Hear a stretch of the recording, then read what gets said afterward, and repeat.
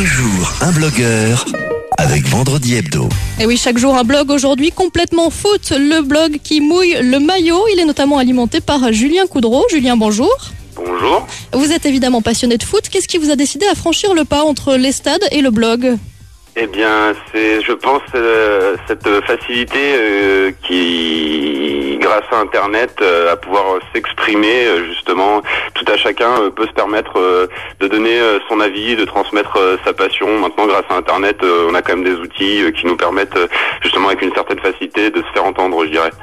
Alors vous parlez essentiellement de Ligue 1, des compétitions internationales aussi. Sous quelle forme ? Il y a la diversité d'Internet, ça vous permet pas mal de choses. Eh ben justement, oui, c'est ce que j'allais dire. En fait, au niveau du contenu, on est un peu illimité. Alors autant des articles papier, donc qui sont des articles d'opinion, d'analyse, que des vidéos qui sont essentiellement pour l'instant des vidéos d'Internet, c'est-à-dire qu'on récupère depuis des sites tels que Dailymotion ou YouTube, et ainsi qu'une émission hebdomadaire qui est l'occasion de pouvoir faire un peu le bilan de l'actualité de la semaine. Donc une émission qui est enregistrée dans les locaux de mon école. Donc on peut podcaster tous les mercredis, ce sera à partir d'octobre a priori. Et puis il y a aussi le score en live. Le score en live.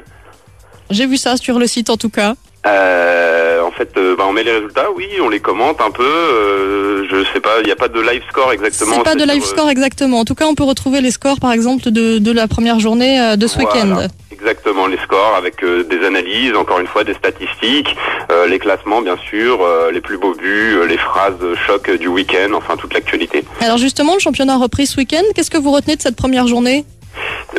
Que les gros sont au rendez-vous, sauf Lyon et le Paris Saint-Germain qui ont été tenus en échec, mais Bordeaux est bien présent, comme vous l'aviez dit précédemment dans votre flash.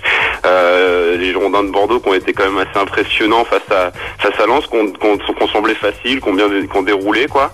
Et Marseille avec son recrutement pléthorique qui répond présent dans la première journée, mais je dirais quand même qu'il faut faire très attention à Lyon. C'est le champion déchu, ils sont vexés dans leur orgueil et même s'ils ont fait match nul, je pense qu'il faudra compter sur eux cette saison. Merci Julien Coudreau, on l'a bien compris, début enthousiasmant. On peut suivre toute la saison de foot sur votre blog.